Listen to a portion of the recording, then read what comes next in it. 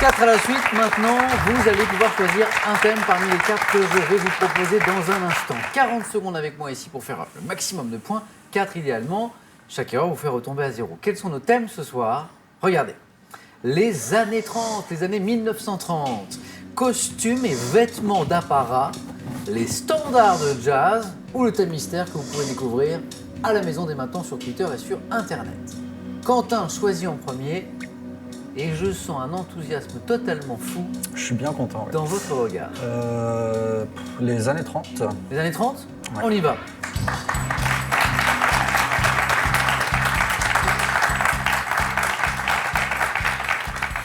Une période que vous affectionnez. Mais je suis né dans les années 30 en fait. Ah, c'est ça.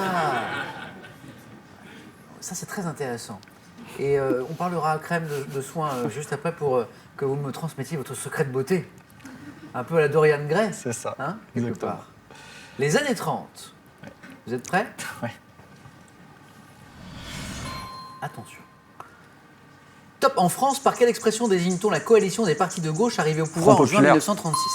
Le 6 mai 37, quel dirigeable allemand s'est enflammé lors de son atterrissage à Lake Earth dans le New Jersey? Le Zeppelin. En 1939, quel homme politique soviétique, commissaire du peuple aux affaires étrangères, Staline. a signé le pacte germano-soviétique? Je dis Staline. En quel nom a-t-on donné au conflit qui opposa entre 32 et 35 la Bolivie au Paraguay? La guerre du Chacos. Dès 1934, quel homme politique a conduit la longue marche menée par les troupes communistes chinoises pour rejoindre Yan'an? Mao. En juin 1935, quel navire est devenu le premier paquebot français à décrocher le ruban bleu après avoir traversé l'Atlantique en 4 jours? Normandie.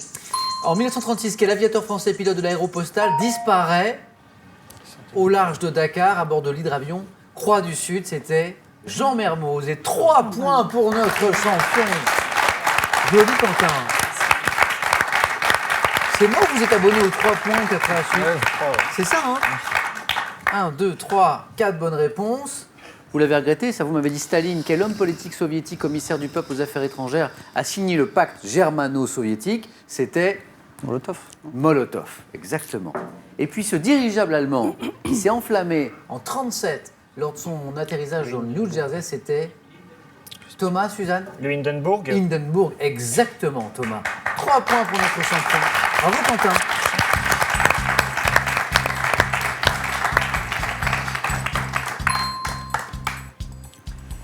Thomas, à nous, soit pour ses costumes et vêtements d'apparat, les standards de jazz ou le thème mystère. Je vais essayer le thème mystère. Allons-y, Thomas, je vais vous le dévoiler.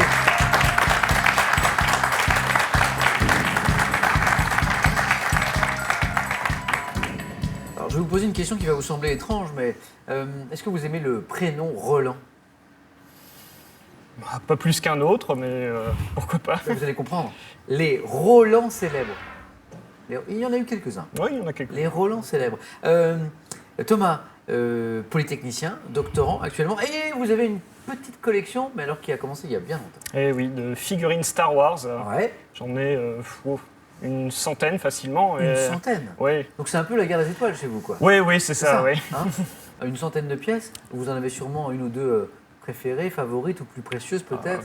Après, le Faucon Millennium, forcément, ça tient une place particulière.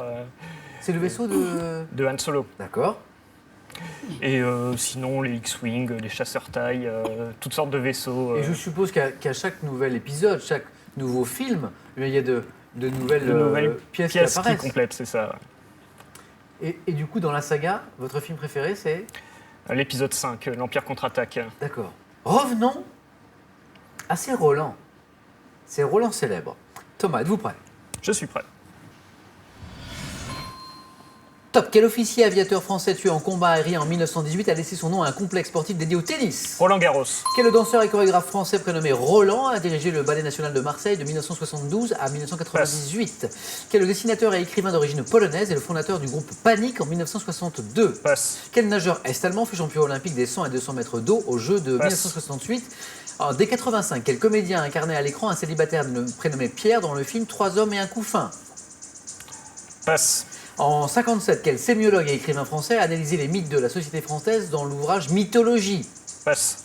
En 1919, quel écrivain est récompensé par le prix Femina pour son roman Les Croix de bois? Passe. Ah zut! Un point 1 point. Merci Roland Garros. Merci Roland Garros. Ce danseur et chorégraphe français, Roland Petit. Roland Petit. Oh, Suzanne aurait aimé ce Ah questionnaire sur les Roland. Ah oui. Ce dessinateur et écrivain d'origine polonaise, Roland Voilà. Woleski. Topor. Ah, Topor. Topor. Ce nageur est-allemand champion olympique, c'était Roland Matthes. Ce comédien, vous l'avez, Roland qui a Giraud. incarné à l'écran un Roland célibataire en 3 hommes, un couffin, c'était Roland Giraud. Giraud. Je savais que vous le retrouveriez. Et ce sémiologue et écrivain français qui a analysé les mythes de la société française dans ce très bel ouvrage, Mythologie, c'était Roland Barthes. Roland Barthes, exactement Quentin. 1 point Thomas, ça n'est pas terminé pour autant. Quentin, je peux d'ores et déjà vous annoncer que vous êtes mathématiquement qualifié pour le face-à-face. Je suis très content. Et maintenant, pour Thomas, tout va dépendre du score de Suzanne. Soit Suzanne, avec ce thème costume et vêtements d'apparat, soit les standards de jazz. Les costumes et vêtements d'apparat. On va Venez jouer essayer. avec moi, Suzanne, venez jouer.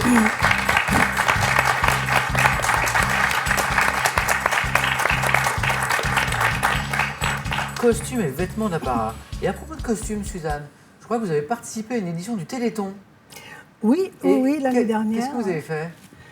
Eh bien, avec 2 amis, je me suis dit, qu'est-ce qu'on va apporter? On va apporter notre aide aussi. Oui, bien sûr, votre pierre à l'édifice. Donc, j'ai décidé de faire une démonstration de sévillane. Qu'est-ce que c'est? C'est une danse espagnole. C'est bien, oui. Voilà. C'est ce qu'on danse dans les rues à Séville au moment de la feria, de la fête. D'accord. Et avec 2 amis. 2 amis. Parce que vous avez des attaches ou un attrait particulier pour l'Espagne? J'adore les danses espagnoles, Ah. j'adore le flamenco. Et j'ai eu l'occasion d'être initiée par une amie que j'ai rencontrée au cours de mes voyages. Oui. Mais bravo en tout cas à vous pour cette participation au Ah oui. Téléthon. Bravo Suzanne. Le Téléthon que vous retrouvez chaque année, bien sûr, vous le savez, sur France Télévisions. Suzanne, costume et vêtements d'apparat, au moins une bonne réponse pour rester dans la course. On y va? On va essayer. Top. Quel habit de cérémonie masculin de couleur noire dont le nom imagé évoque un animal se termine par de longues Que basques? de pis. Par quelle locution imagée désigne-t-on l'habit d'apparat brodé de fils brillants porté par le matador? L'habit de lumière. Au Japon, quel nom porte la ceinture du kimono dont la largeur peut atteindre 70 Obi. cm sous l'Empire ottoman? Par quel mot d'origine persane désignait-on la robe d'apparat portée par les hommes? L'Empire ottoman. Je sais les pas. hommes. Non, on le passe. Passe. À quelle institution française fondée en 1635 associe-t-on l'uniforme vert brodé, le bicorne et l'épée portée L'Académie par... française. En France, quel bonnet devant son nom latin mortarium est porté par les magistrats de la Cour des comptes et de la Cour de cassation? Ce bonnet, c'est Je sais plus. le mortier. Oh, le 3 mortier, je points, Suzanne. Et oui. Bravo. Copi, l'habit de lumière, l'habit du matador, l'obi, OBI, Obi, ouais. au Japon, donc c'est le nom que porte la ceinture du kimono, l'obi. Et puis cette institution française fondée en 1135 qui associe l'uniforme vert brodé, ce très bel uniforme, le bicorne, l'épée, c'était bien l'Académie française. Sous l'Empire ottoman, par quel mot d'origine persane désignait-on la robe d'apparat qui était portée autrefois par les hommes? C'est le... Je l'entends, le caftan. Bravo, Ah, monsieur. oui, je le le savais. caftan. Et bravo à Suzanne. Félicitations, Suzanne, pour ces 3 points. Merci.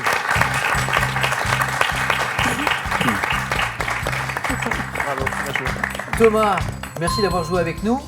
Ce fut un plaisir. Bon retour à Palaiso et à votre doctorat. Pour vous, ce cadeau. Grâce à la théière Easy Chef Aromati, vous préparerez vos thés et infusions dans la plus pure tradition, tout en décuplant arômes et bienfaits. Merci EasyCom.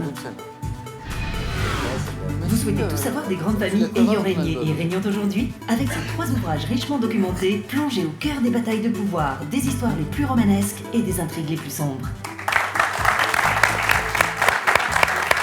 Et maintenant, à la maison, vous qui suivez ce beau match ce soir, bien confortablement assis, je l'espère, c'est à vous de jouer pour, attention, pour 12 000 €. Avec une question maintenant de gastronomie parce qu'on approche du dîner. Au Moyen-Orient, quelle boulette de pois chiches fait-on frire dans l'huile? 1. Les falafels. 2. Les nems. Bonne réponse, 3243 pour le téléphone par SMS 1 ou 2 ou 7 10 20, tirage au sort parmi toutes les bonnes réponses. Alors ce soir, aurons-nous une championne, Suzanne, ou un champion pour la 3e fois, Quentin?